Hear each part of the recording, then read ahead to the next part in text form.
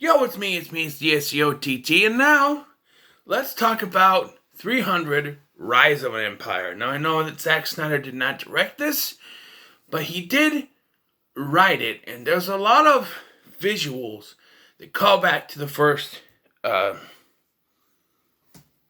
300 film.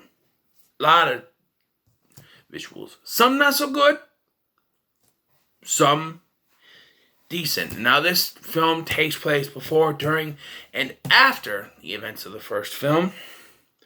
And it actually tells us the origin story of Xerxes. How he looks like he looked. It turns out our hero in this film, Themistocles, I think is how you pronounce his name, killed Xerxes' father. So Xerxes covered himself in gold paint and piercings to become the new king of Persia and launch the war. So that started the war. So now we have this war. There's some fighting in this. You know, probably not as good stuff as the first one. And I noticed a lot of bad CGI. And there's even one point, and I swear to God, I'm not losing my mind on this. There's a character when Themistocles goes to see Leonidas. He's not there because Gerard Butler couldn't come back. Or didn't come back, whatever. He's talking to Leonidas' wife, the Queen Golga, or whatever her name is. And there's someone standing behind him, and he looks so fake. Like, he's all CGI is what he looks like, the guy behind him. I'm just like, that it sticks out. He looks CGI. It looks terrible. And there's a few instances. They used a lot of CGI blood, which doesn't work. It looks like a video game when that happens.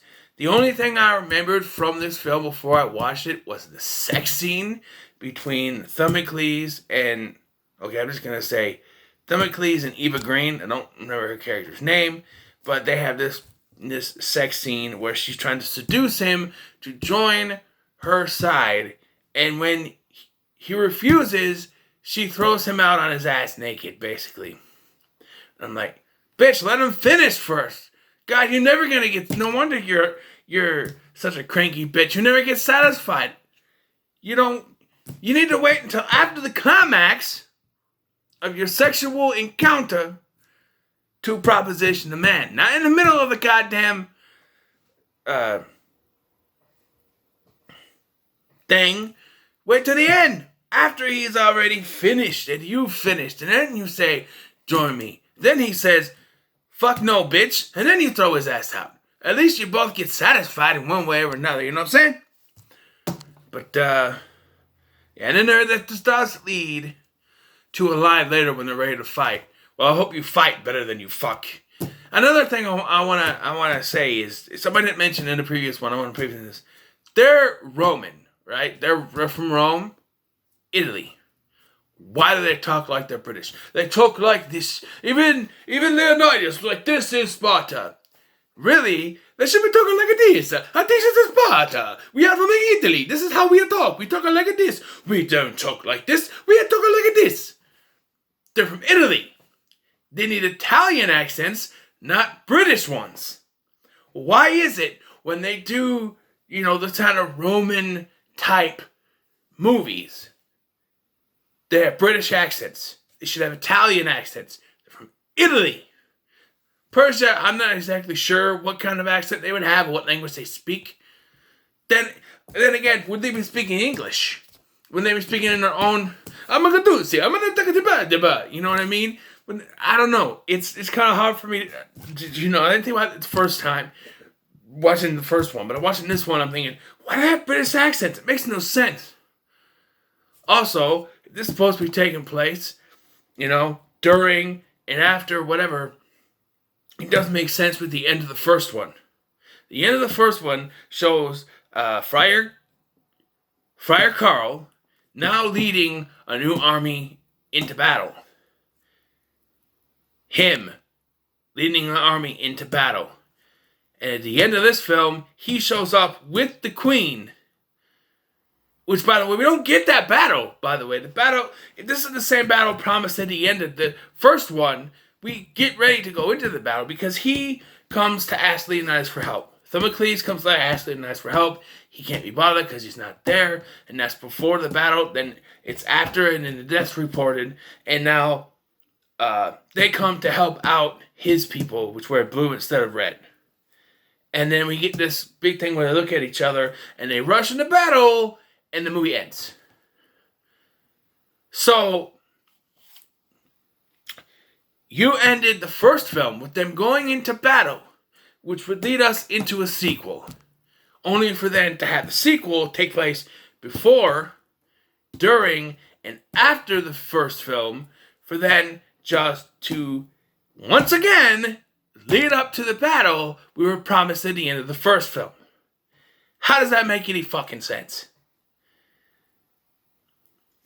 This movie was not as good as the first film. I really enjoyed the first film. I've seen this before. I thought it was okay, but now that I've seen the first film, I thought it was really good. But now I've seen the first film, this is a decently made film. For trying to follow up something that Zack Snyder has done, and that's not easy to do, believe me, DCEU has tried. I think they did a decent job. But there are those problems. And and one of the biggest things is that Eva Green's character has just come out of nowhere. She wasn't in the first film. She wasn't involved with anything in the first film. And now all of a sudden, they're battling on the sea, which wasn't in the first one. And yeah, I know, most of the battling on the sea took place during the first film. So that's why you never saw any of that. Most of her character was doing that during the first film. So you never caught any of that. But she's not even mentioned. Her name's not brought up. Nothing. His character just shows up. And she's like the right-hand girl of Xerxes, right? It makes no sense. Things I do like, there is one scene where cut this dude's head in half. That's pretty cool. She does it. That's pretty cool. And there's a lot of fighting is pretty cool. But, again, CGI blood, a lot of CGI pushed through. It's all just kind of mushes together. It's not as good as the first film. The first film didn't have as many dark moments. Here they're on the sea. It's dark. And it's kind of mad what you get. You get this story with Cal Malvey, his character, whose name I don't know, and his son in the movie. And then they kill off Cal Malvey's character, so his son has to take up the mantle of leading. That's, touching. But do we need to kill off this character? I just feel like they killed it off so they can justify having the kid there. Because the kid was there. As soon as the kid showed up, you're like, oh, the dad's going to die because, he's got to watch his dad die in battle so he can rise up and be the warrior he's meant to be. You didn't need the kid to be there. But now you killed off a character that probably could have done better than his kid, I tell you. But who knows? We're never going to find out because the battle, and supposedly there's more movies in the works, but nothing's really planned for now. And are we going to get that battle? Twice we've been promised this battle. And twice we've been jerked around about it. If it is indeed the same battle, because it didn't appear that way. I don't know, I'm just saying. But, yeah, this was decent. I'm going to give it a 7. Because I enjoyed it. But it's not as good as the first film. So what are your thoughts on 300 Rise of an Empire? Leave in the comments below. Make sure to like, share, and subscribe. Thank you for watching. I've been Scotty. We'll see you in the next one.